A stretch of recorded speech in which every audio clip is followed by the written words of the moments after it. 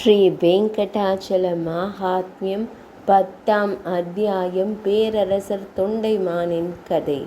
தொண்டைமான் தனது தந்தையிடமிருந்து ராஜ்யத்தை பெறுகிறார். ஸ்ரீ சுகபிரம்ம முனிவர் கூறினார், அரசரே, பத்மசரஸ் என்ற இந்த ஏரி பாவங்களை அழிக்கிறது.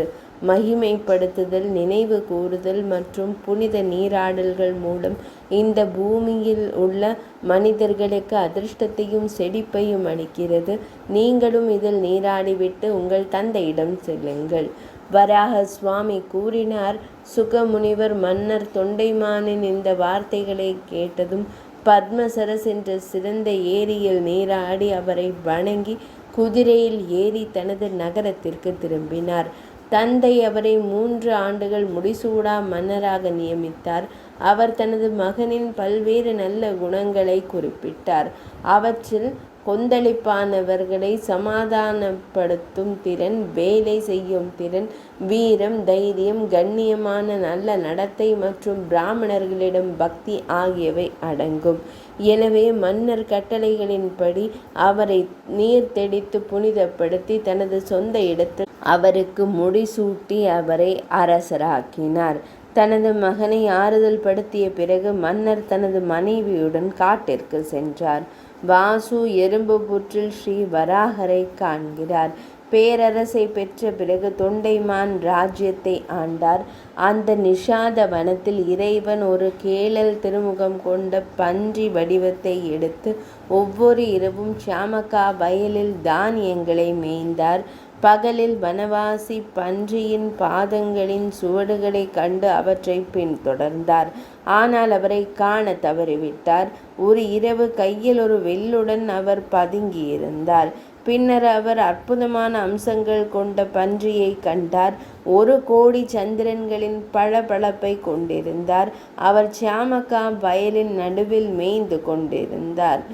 அவரை கண்டதும் அவன் தன் வில்லை எடுத்து சிங்கம் போல கர்ஜித்தான். மன்னன் அந்த கர்ஜனை சத்தத்தை கேட்டதும் பன்றி அந்த ஷாமக்கா வயலிலிருந்து வேகமாக வெளியே வந்து சென்றது. நிஷாத மன்னன் பன்றியை பின்தொடர்ந்தான். இரவின் மீதமுள்ள பகுதி முழுவதும் வனத்துறை தலைவர் சந்திர பளபளப்பை கொண்ட பன்றியை பின்தொடர்ந்தார். இறுதியில் அது ஒரு எறும்பு புற்றில் நுழைவதை கண்டார். பன்றி எறும்பு புற்றிற்குள் மறைந்தபோது முழு நிலவு ஒரு மலையின் பின்னால் மறைந்தது போல் தோன்றியது. அவர் ஆச்சரியம் கொண்டார். அதே போல் கோபமும் கொண்டார். வேட்டைக்காரர்களின் தலைவன் எறும்பு புற்றை தோண்டி எடுத்தான். பன்றி காணப்பட்டது. ஆனால் வேட்டைக்காரன் மயங்கி கீழே விழுந்தான். தன் தந்தை மயக்கமடைந்ததை கண்டதும் மிகுந்த பக்தியுள்ள மகன் வராக சுவாமியை, பன்றி முகம் கொண்ட கடவுளை புகழ்ந்தான். இதனால் பகவான் ஸ்ரீஹரி மகிழ்ச்சி அடைந்தார். மதுவை கொன்றவர் தன் தந்தையை ஆட்கொண்டதால் அவன் கூறினான். ஸ்ரீ பகவான் கூறினார், நான் தேவர்களின் தலைவன் வராகன். நான் இங்கேயே நிரந்தரமாக வசிக்கிறேன். அரசரிடம் என்னை இங்கே நிறுவி வணங்கச் சொல்லுங்கள். எறும்பு புற்றை ஒரு கருப்பு பசுவின் பாலால் சுத்தம் செய்ய வேண்டும். வராக சுவாமியின் சிலையை வெளியே எடுத்து தரையில் வைத்து பின்னர் பிராமணர்களும் நங்கூரர்களும் எறும்பு புற்றிலிருந்து 7 பாறை பலகையில் நிறுவ வேண்டும். சிறந்த மன்னனான தொண்டைமான் பல்வேறு வகையான உணவு பிரசாதங்கள் மற்றும் பிற இனிப்பு பொருட்கள் மூலம் என்னை வணங்க வேண்டும். இதை கூறிய பிறகு இறைவன் அவரை வசு விட்டு சென்றார். அவர் சாதாரணமானார். வேட்டைக்காரரின் மகன் வசதியாக அமர்ந்திருந்த தனது தந்தையை வணங்கினான். இறைவன் கூறியபடி அனைத்தையும் அவன் தன் தந்தையிடம் தெரிவித்தான். தன் மகனின் அற்புதமான கூற்றை முழுவதுமாக கேட்டதும் அவர் ஆச்சரியம் கொண்டார். வாசு வராகரின் கதையை மன்னர் தொண்டைமானிடம் விவரிக்கிறார். வேட்டைக்காரன் தனது சீடர்களுடன் நகரத்திற்கு விரைந்து சென்று அரசரிடம் இதை கூறினான். வேட்டைக்காரர்களின் தலைவனான வாசு அரச அரண்மனையில் நுழைவாயிலை நெருங்கினார். வேட்டைக்காரர்களின் அரசர் வந்திருப்பதை அறிந்த சிறந்த மன்னர் வாயிற்காவலர்கள் வழியாக அவரை உள்ளே அழைத்தார். அரசர் வாசுவையும் அவரது மகனையும் அவர்களின் சீடர்களையும் சபையில் இருந்த உதவியாளர்களையும் தனது அமைச்சர்களையும் கௌரவித்தார். மகிழ்ச்சியடைந்த மன்னர் வனக்காப்பாளர் வாசுவிடம், வனக்காப்பாளரே, தங்கள் வருகையின் நோக்கம் என்ன, கூறுங்கள் என்று கேட்டார். வாசு கூறினார், அரசரே, என் காட்டில் ஒரு மர்மமான விஷயம் என்னால் காணப்பட்டது. அரசரே, கேளுங்கள். ஒரு வெள்ளை பன்றி இரவில் ஷியாமகா அரிசியை மேய்ந்தது. என் கையில் ஒரு வில்லுடன் நான் அந்த பன்றியை பின்தொடர்ந்தேன். அரசரே, துரத்தப்பட்ட போது அந்த பன்றி காற்றின் வேகத்தில் ஓடி நான் பார்த்து கொண்டிருக்கும் போதே சுவாமி புஷ்கரணி நதிக்கரையில் இருந்த ஒரு எறும்பு புற்றில் நுழைந்தது.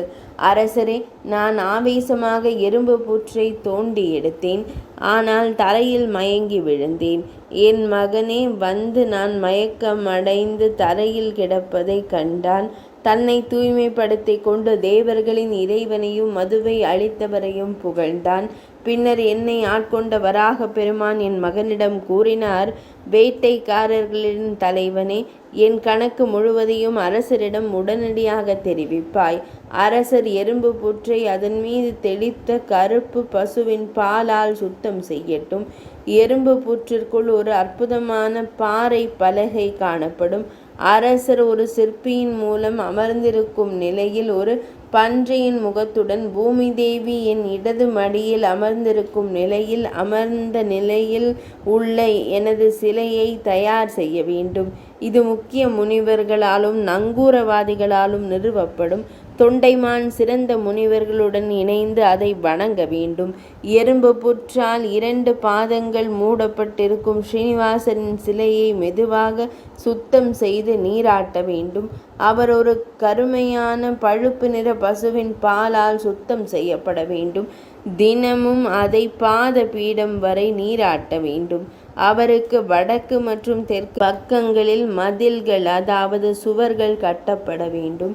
இதை கூறிய பிறகு இறைவன் என்னை விட்டு சென்றார். அரசரே, நான் சாதாரணமாகிவிட்டேன். தேவர்களின் இறைவனின் இந்த செயலை உங்களுக்கு அறிவிக்கவே நான் வந்துள்ளேன். நிஷாதரின் அறிவுறுத்தல்களின்படி மற்றும் அவரது கனவில் பெறப்பட்டவைகளின்படி நிலத்தடி பாதை வழியாக சேஷாச்சலத்திற்கு மன்னரின் பயணம். வராக சுவாமி கூறினார். அதை கேட்டதும் தொண்டைமான் மிகவும் ஆச்சரியம் கொண்டு மகிழ்ச்சி அடைந்தார். புஷ்கரர் மற்றும் பிற அமைச்சர்களுடன் கலந்தாலோசித்த பின்னர் அவர் இந்த விஷயத்தில் ஒரு முடிவிற்கு வந்தார். அவர் வெங்கடாத்ரிக்கு செல்ல விரும்பினார். அவர் அனைத்து வீரர்களையும் அழைத்து, எனது பழுப்பு மற்றும் கருப்பு நிற பசுக்கள் அனைத்தையும் அவற்றின் கன்றுகளுடன் வெங்கடாத்ரிக்கு அருகில் கொண்டு வாருங்கள் என்று கட்டளையிட்டார். வீரர்களுக்கு இவ்வாறு கட்டளையிட்ட பிறகு நாளை பயணம் தொடரும் என்று கூறி அமைச்சர்களிடம் விடை பெற்றார். நிர்வாக அதிகாரிகள் அனைவரையும் பணி நீக்கம் செய்த பின்னர் சரியான சுய கட்டுப்பாட்டு மன்னர் உள் அறைக்குள் நுழைந்தார். இரவில் தன் மனைவியிடம் அந்த கதையை கூறிய பிறகு அரசர் கண்ணுறக்கம் கொள்ள சென்றார். தனது கனவில் ஸ்ரீனிவாச பெருமாள் குகையின் பாதையை அரசருக்கு காட்டினார். அவர் கண்டார், ஹரி நகரத்திலிருந்து குகையின் நுழைவாயில் வரை சிதறி கிடக்கும் முளைகளும் மென்மையான தளிர்களும் இருப்பதை கண்டார். அத்தகைய கனவை கண்ட பிறகு அந்த மன்னர் காலையில் அவசரமாக எழுந்தார். அவர் அனைத்து அமைச்சர்கள், அரசாங்க அதிகாரிகள் மற்றும் பிராமணர்களை அழைத்து அது நிகழ்ந்த விதத்தை குறித்து அவர்களிடம் கூறினார். நுழைவாயிலில் முளைகளை கண்டார். சரியான சுப வேளையில் தொண்டைமான் சக்கரவர்த்தி தனது குதிரையில் ஏறி முளைகள் மற்றும் தளிர்களை பின்தொடர்ந்து மிகுந்த மகிழ்ச்சியுடன் மெதுவாக சென்றார். பின்னர் அவர் குகையை அடைந்தார். அதை கண்டதும் அரசர் ஆச்சரியம் கொண்டார். அவர் அங்கு ஒரு நகரத்தை கட்டினார். அரசர் அபிஷேகரரின் சடங்கை செய்து இறைவனின் சடங்கில் ஒரு மதில் சுவரை கட்டுகிறார். குகையை நகரத்திற்கு கொண்டு வந்த பிறகு அவர் ஒரு மதில் சுவரை கட்டினார். மன்னர் அங்கேயே தங்கி பூமி முழுவதையும் கைப்பற்றினார். தேவர்களின் இறைவனின் அறிவுறுத்தலின்படி வராக சுவாமியின் எறும்பு புற்றை பாலால் சுத்தம் செய்யும் சடங்கை செய்தார். பின்னர் மதில் சுவரை கட்ட ஏற்பாடுகளை செய்தார். அந்த நேரத்தில் தேவர்களின் இறைவனான பகவான் அரசருக்கு கட்டளையிட்டார், இந்த 2 சிறந்த தீந்தினி புளி மற்றும் சம்பக மரங்களை காத்து கொள்ளுங்கள். புளிய மரம் எனது வசிப்பிடம், சம்பகமானது அன்னை லக்ஷ்மி தேவியின் வசிப்பிடம். அவை எப்போதும் அரசர்கள், முனிவர்கள், தேவர்கள் மற்றும் மனிதர்களால் வணங்கப்பட வேண்டியவை. சிறந்த மன்னரே, இந்த 2ஐயும் தக்க வைத்த பிறகு மற்ற பெரிய மரங்களை எல்லாம் வெட்டி எறியுங்கள். அலங்கரிக்கப்பட்ட வாயில் மற்றும் கதவுகளுடன் எனக்காக தனியாக அரண் சுவரை கட்டுங்கள். உங்கள் வம்சாவளியை சேர்ந்த ஒரு அரசர் நாராயணர் என்ற பெயரில் என் சிறந்த பக்தர் ஆலயத்தை உருவாக்குவார். அவர் அதை தங்கத்தால் அலங்கரிப்பார். ஸ்ரீ வராக சுவாமி கூறினார். இதை மன்னர் தொண்டைமானிடம் கூறிய பிறகு பகவான் ஸ்ரீஹரியின் இறைவன் அமைதியாகிவிட்டார். இறைவனின் வார்த்தைகளை கேட்டு மதில் சுவரை கட்டிய பிறகு வைகானசர்களின் நங்கூரர்கள் குழுவிற்கு பின்னால் குடும்பங்களில் பிறந்த முனிவர்களுடன் சேர்ந்து இறைவனை வணங்கினார். ஒவ்வொரு நாளும் மன்னர் நிலத்தடி பாதையில் வந்து இறைவனை வணங்கினார். சிறந்த மன்னர் ராஜ்யத்தை நல்லொழுக்கத்துடன் ஆட்சி செய்தார். சிறந்த இன்பங்களை அவர் அனுபவித்தார். கங்கா யாத்திரையிலிருந்து திரும்பிய பிராமண வீர சர்மனின் கதை. அதே நேரத்தில் தென்னாட்டிலிருந்து ஒரு சிறந்த பிராமணர் கங்கையில் புனித நீராடுவதற்காக காசிக்கு சென்று கொண்டிருந்தார். அவர் தனது மனைவியுடன் தனது நகரத்திலிருந்து புறப்பட்டார். வழியில் பிராமண பெண் கர்ப்பமானாள். தனது கர்ப்பிணி மனைவி தன்னை பின்தொடர உடல் ரீதியாக போதுமானதாக இல்லை என்பதை கண்ட பிராமணர் அரசரை காண விரும்பினார். அவர் அரண்மனையின் நுழைவாயிலிற்கு வந்தார்.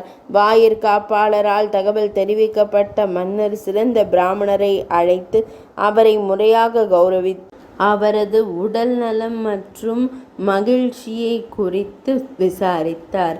மன்னர் வினவினார், பிராமணரே, உங்கள் வருகையின் நோக்கம் என்ன? நான் உங்களுக்கு என்ன செய்ய வேண்டும்? பிராமணர் கூறினார், சிறந்த அரசரே, நான் வசிஷ்ட கோத்திரத்தை சேர்ந்த வீர சர்மன். நான் ஒரு சாமவேதியன். கங்கையில் புனித நீராட ஆர்வமாக நான் என் மனைவியுடன் என் இடத்திலிருந்து புறப்பட்டேன். வழியில் குசிக குடும்பத்தை சேர்ந்த லக்ஷ்மி என்ற பெயரில் நன்கு அறியப்பட்ட இந்த பெண் கர்ப்பமாகிவிட்டாள். அவள் மிகவும் நல்ல நடத்தை கொண்ட கற்பமிக்க பெண்மணி. அவளை இங்கே உங்கள் இல்லத்தில் தங்க வைத்து எனது யாத்திரை மற்றும் புனித அனுசரிப்புகளை தொடர விரும்புகிறேன். எனவே அரசரே, அவளுக்கு உணவு மற்றும் வழக்கமான பண உதவி தொகையை அவள் விரும்பும் அளவிற்கு கொடுங்கள். ஏனென்றால் நான் திரும்பி வரும் வரை லக்ஷ்மியை கவனித்து கொள்ளட்டும். ஸ்ரீ வராக சுவாமி கூறினார். அவரது வார்த்தைகளை கேட்டதும் மன்னர் அவளுக்கு 6 மாதங்களுக்கு உணவு, தானியங்கள் மற்றும் பண உதவி தொகையை அனுமதித்து உள் அடுக்குமாடி குடியிருப்பில் அவளுக்கு தங்குமிடம் கொடுத்தார். அவளை அங்கேயே வைத்திருந்த பிறகு பிராமணர் மகிழ்ச்சி அடைந்து கங்கையில் புனித நீராடச் சென்றார். அவர் சிறந்த புனித தலமான பிரயாகையில் கங்கை பாகீரதிக்கு சென்றார். நீராடிய பிறகு அவர் காசிக்கு சென்று அங்கு 3 தினங்கள் தங்கினார். அதன் பிறகு அவர் கயையை அடைந்தார். சிறந்த பிராமணர் தனது தந்தை வழி மூதாதையர்களுக்கு ஷார்த்த சடங்கை செய்தார். அயோத்தி நகரத்திற்கு சென்ற பிறகு அவர் பதரி வனத்திற்கு சென்றார். அங்கிருந்து அவர் சால கிராமத்திற்கு சென்றார். பின்னர் தனது சொந்த இடத்திற்கு திரும்பினார். 2 வருடங்களுக்கு பின் கைத்திர மாதத்தின் ஒரு நல்ல நாளில் சிறந்த பிராமணர் திரும்பி வந்தார். மெதுவாக முன்னேறி சென்று மாதவ வைசாக மாதத்தின் பிரகாசமான பாதியில் 11ஆம் நாளில் மீண்டும் ஒரு முறை அரசரிடம் சென்றார். அரசர் பிராமண பெண்ணை குறித்து மறந்துவிட்டார். கொடுப்பனவுகளை அனுமதிக்க அரசருக்கு நினைவில் இல்லாததால் பெருமைமிக்க பிராமண பெண் இல்லத்திலேயே இறந்தார். அவருடைய உடல் மிகவும் வறண்டது.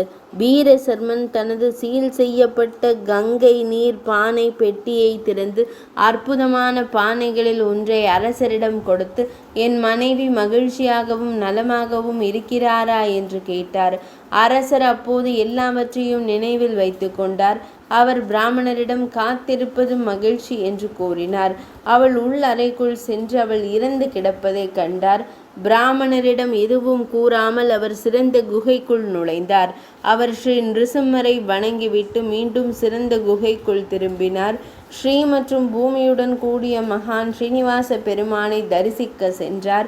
அவர் திடீரென்று வருவதைக் கண்டதும் தாராவும் ராமரும் ஒளிந்து கொண்டனர். அவர் வணங்கி கொண்டிருக்கும் பொழுது இறைவன் அவரிடம், அரசரே, இந்த விசித்திரமான நேரத்தில் ஏன் வந்தீர்கள் என்று கேட்டார். இறைவனை வணங்கிய பின்னர் பயந்து போன அரசர் அந்த பெண் இறந்து விட்டதாக கூறினார். அஸ்தி சரோவர ஏரியின் மகத்துவம். அதை கேட்ட தேவர் பெருமான், அரசரே, சிறந்த பிராமணருக்கு பயப்பட வேண்டாம். இறந்த பெண்ணை உங்கள் சொந்த பெண்களுடன் ஒரு பல்லக்கில் வையுங்கள். அரசரே, என் சந்நிதி கிழக்கே அகால மரணத்தை தடுக்கும் அஸ்திசாரஸ் என்கிற ஏரி உள்ளது. துவாதசி திதி 12ஆம் நாளில் அந்த ஏரியில் இறந்த உடலை நீராட்டவும். அவள் உயிர்ப்பிக்கப்படுவாள். அவள் பிராமணருடனும் மற்ற பெண்களுடனும் ஐக்கியமாகி விடுவாள். சிறந்த அரசரே, விரைவாக செல்லுங்கள். கொடுக்கப்பட்ட கட்டளையை நிறைவேற்றுங்கள். இறைவனின் இந்த வார்த்தைகளை கேட்டதும் மன்னர் தனது நகரத்திற்கு திரும்பினார். அவர் அந்த பெண்ணையும் மற்ற பெண்களையும் அழகான பல்லக்குகளில் வைத்தார். பிராமணரை தலையில் வைத்து கொண்டு மன்னர் இறைவனை தரிசிக்க சென்றார். அஸ்திகூட சாரங்களை அடைந்த பிறகு அவர் பெண்களை நீராடச் செய்தார். தோல் மற்றும் எலும்புகள் வடிவில் இருந்த பிராமணர் அவர்களை அந்த அற்புதமான ஏரியில் வீசினார். அவள் மீண்டும் உயிர் பெற்றாள். அவளுடைய அனைத்து உறுப்புகளும் முன்பு போலவே முழுமையாக வளர்ந்தன. மிகுந்த அருளை பெற்ற அந்த பெண்மணி பெண்கள் மற்றும் அரசியார்களுடன் இணைந்து நீராடிவிட்டு ஏரியிலிருந்து எழுந்தாள். அவள் யாத்திரையிலிருந்து திரும்பி வந்திருந்த தன் கணவன் பிராமணருடன் மீண்டும் இணைந்தாள். அவர் மகிழ்ச்சி அடைந்தார். வழிபட்ட பிறகு அரசர் பிராமணருக்கு 1000 தங்க நாணயங்கள் மற்றும் பல்வேறு வகையான ஆடைகளை கொடுத்தாரா? பின்னர் அவர் அவரிடம் விடை பெற்று அவருக்கு உரிய மரியாதை காட்டி தனது சொந்த நாட்டிற்கு திரும்ப அனுமதித்தார். பிராமணர் தனது மனைவியின் வாழ்க்கையில் நடந்த சம்பவங்கள் மற்றும் பகவான் ஸ்ரீ வெங்கடேசரின் சக்தியை குறித்து கேள்விப்பட்டார். அவர் அரசரை ஆசீர்வதித்துவிட்டு தனது சொந்த நாட்டிற்கு திரும்பினார். பிராமணர் சென்ற பிறகு ஸ்ரீனிவாச பெருமான் மீண்டும் ஒரு முறை அரசரிடம் கூறினார், ஒவ்வொரு நாளும் நண்பகலில் அரசரை உணவு பிரசாதத்திற்கு பிறகு இங்கே வந்து தங்கள் விருப்பப்படி தங்க தாமரைகளால் என்னை வணங்குங்கள். பின்னர் மனிதர்களின் பகவானே, ஆண்டவரே, தலைவரே, நகரத்திற்கு திரும்பி சென்று உங்கள் கடமையின்படி ஒரு அரசராக ராஜ்யத்தை ஆட்சி செய்யுங்கள். அரசரே, நீங்கள் விரும்பும் அனைத்தும் சந்தேகத்திற்கு இடமின்றி நடக்கும். அரசரே, எந்த சந்தர்ப்பத்திலும் நீங்கள் ஒற்றைப்படை நேரத்தில் வரக்கூடாது. சரியான நேரத்தில் வழிபாட்டை செய்த பின்னர் உங்கள் தலைநகருக்கு திரும்பி சென்று அங்கேயே தங்குங்கள். அரசர் கூறினார், தேவர்களின் தலைவரே, ஆண்டவரே, பகவானே, நான் அவ்வாறு செய்வேன். நான் மதிய வேளையிலும் வழிபாட்டை செய்வேன். இவ்வாறு இறைவனின் கட்டளைகளின்படி அவர் தினமும் தங்க தாமரைகளால் வழிபாட்டை செய்தார். கிராமத்தில் ஒரு குயவன் குடும்பத்தில் பிறந்த பீமன் என்ற பக்தரின் கதை. ஒரு முறை அவர் தனது தங்க தாமரைகளுக்கு மேலே களிமண்ணால் ஆன துளசி மலரை கண்டார். ஆச்சரியத்தில் வியந்த சிறந்த மன்னர் தேவர்களின் தலைவரிடம் வினவினார். அரசர் கேட்டார், களிமண்ணால் ஆன தாமரைகளாலும் துளசியின் இலைகளாலும் நீங்கள் யாரால் வணங்கப்படுகிறீர்கள்? அரசர் கேட்டதும் தேவர்களின் இறைவன் நினைவு கூர்ந்து மன்னரிடம் கூறினார், ஒரு குறிப்பிட்ட குயவன் என்னுடைய ஒரு சிறந்த பக்தர் கிராமத்தில் வசிக்கிறார். அவர் தனது இல்லத்தில் என்னை வணங்குகிறார். அரசரே, அந்த வழிபாடு எனக்கு ஏற்றுக்கொள்ளப்படுகின்றது. இறைவனின் வார்த்தைகளை கேட்டதும் மன்னர் அவரை குயவனை சந்திக்க சென்றார். அவர் கூர்வபுரம் நகரத்திற்கு சென்று குயவன் தங்குமிடத்தை அடைந்தார். அரசர் வருவதை கண்டதும் அவர் முன் நின்று வணங்கினார். இவ்வாறு நின்ற பீமன் என்ற குயவனிடம் சிறந்த மன்னர் கேட்டார். தொண்டைமான் வினவினார், சிறந்த குடும்பத்தை சேர்ந்த பீமரே, நீங்கள் இறைவனை எவ்வாறு வணங்குகிறீர்கள்? கூறுங்கள். ஸ்ரீ வராக சுவாமி கூறினார், குயவன் கேட்டபோது அவர் கூறினார், நான் எந்த வழிபாட்டையும் அறிந்ததில்லை. சிறந்த மன்னரே, குயவன் வழிபடுகிறான் என்று யாரால் கூறப்பட்டது? மன்னர் தொண்டைமான் கூறினார், உங்கள் வழிபாட்டை பகவான் ஸ்ரீனிவாச பெருமாள் எனக்கு கூறினார். மன்னரின் வார்த்தைகளை கேட்டதும் முன்பு இறைவன் தனக்கு வழங்கிய வரத்தை அவர் நினைவு கூர்ந்தார். பீமன் கூறினார், நீங்கள் செய்யும் வழிபாடு செய்யப்படும் போது, மன்னர் தொண்டைமான் வரும்போது, அவருடன் உரையாடும் போது நீங்கள் முக்தி அடைவீர்கள். முன்னர் வெங்கடேஸ்வரர் இறைவன் இந்த வரத்தை அளித்திருந்தார். கூர்வ கிராமத்தில் வசிக்கும் பீமன் என்ற பக்தர் தனது மனைவியுடன் வைகுந்தத்தை அடைகிறார். இவ்வாறு கூறிவிட்டு குயவன் தனது மனைவியுடன் தங்கள் முக்திக்கு தயாரானார். சொர்க்க தேர் வந்ததை கண்டதும் அவர்கள் பகவான் ஜனார்த்தனரை கண்டார்கள். தனது மனைவியுடன் இறைவனை வணங்கி சிறந்த பக்தன் தனது உயிரை துறந்தான். அரசர்களின் அரசர் அவரை பார்த்து கொண்டிருந்த போதே அவர் ஒரு தெய்வீக வடிவத்தை எடுத்து சொர்க்க தேரில் ஏறினார். பின்னர் அவர் பகவான் ஸ்ரீ மகாவிஷ்ணுவின் பகுதிக்கு சென்றார். அவரது மனைவி ஒரு தெய்வீகமாக மாறினார். இந்த அற்புதமான நிகழ்வை கண்டதும் மன்னர் மகிழ்ச்சி அடைந்தார். அவர் தனது சொந்த நகரத்திற்கு திரும்பினார். அவர் தனது மகன் ஸ்ரீனிவாசனுக்கு உத்தரவுகளின் முடிசூட்டினார். அவர் தனது மகனுக்கு இவ்வாறு கட்டளையிட்டார், பூமியையும் மக்களையும் நல்லொழுக்கத்துடன் பாதுகாக்கவும். அவருக்கு உத்தரவுகளை வழங்கிய பின்னர் புத்திசாலி மன்னர் ஒரு பெரிய தவம் செய்தார். அவர் தவம் செய்யும் போது பகவான் ஸ்ரீஹரி நேரடியாக அவர் முன் தோன்றினார். மன்னர் தொண்டைமான் பகவான் ஸ்ரீ மகாவிஷ்ணுவின் அருளால் சாருபியத்தை அடைகிறார். பகவான் ஸ்ரீஹரி ராமர் மற்றும் பூமியுடன் கருடனில் அமர்ந்திருப்பது அவருக்கு தெரிந்தது. ஸ்ரீ பகவான் வினவினார், சிறந்த அரசரே, நான் உங்களுக்கு என்ன செய்ய வேண்டும்? உங்கள் தவத்தால் நான் சாந்தி அடைந்தேன். தேவர்களின் ஆண்டவரான தொண்டைமான் இவ்வாறு கூறிய போது அரசர்களின் அரசர் மகிழ்ச்சி அடைந்தார். பய பக்தியுடன் கரங்களை இணைத்து கொண்டு அவர் தடுமாறும் வார்த்தைகளில் கூறினார், மரணம் மற்றும் முதுமையில்லாத உங்கள் உலகில் நான் வாழ விரும்புகிறேன் மாதவா. இந்த வரத்தை மட்டும் எனக்கு வழங்குங்கள். இதுதான் நான் விரும்புவது. ஸ்ரீ வராக சுவாமி கூறினார். இதை கூறிய பிறகு 8 கால்கள் தரையில் தொட்டு இறைவனின் முன் தரையில் சாஷ்டாங்கமாக நமஸ்கரித்தார். அவர் உடலை துறந்து ஒரு சொர்க்க ரதத்தில் ஏறினார். அவர் சார்ங்க ஏற்ற இறைவனுடன் சாருபியத்தை வடிவத்தின் ஒற்றுமையை அடைந்தார் மற்றும் கந்தர்வர்களால் புகழப்பட்டார். துக்கம் மற்றும் மாயை இல்லாத, மரணம் மற்றும் முதுமையிலிருந்து விடுபட்ட மற்றும் உலக இருப்புக்கு திரும்ப இயலாத பகவான் ஸ்ரீ மகாவிஷ்ணுவின் உலகத்தை அவர் அடைந்தார். இதன் மகத்துவத்தை கேட்பது, படிப்பது மற்றும் ஓதுவதால் கிடைக்கும் பலன். தேவர்களின் தெய்வமான தேவரே, சிறந்த நிறத்தை கொண்டவரே, நான் சொன்ன இந்த எதிர்கால நிகழ்வை கூறுபவர் அல்லது கேட்பவர் பகவான் ஸ்ரீ மகாவிஷ்ணுவின் உலகத்திற்கு செல்கிறார். ஸ்ரீ சூத்தமா முனிவர் கூறினார், எதிர்கால நிகழ்வுகள் மற்றும் அதன் தொடர்ச்சியை குறித்த இந்த கதையை பக்தியுடன் கேட்பவர் அல்லது படிப்பவர் உலகில் அனைத்து விரும்பத்தக்க விஷயங்களையும் அனுபவித்து உயிர் துறந்தவுடன் பகவான் ஸ்ரீ மகாவிஷ்ணுவின் உலகத்திற்கு செல்கிறார். ஸ்ரீ வெங்கடாச்சல மகாத்மியத்தின் 10ஆம் அத்தியாயம் இனிதே நிறைவடைந்தது.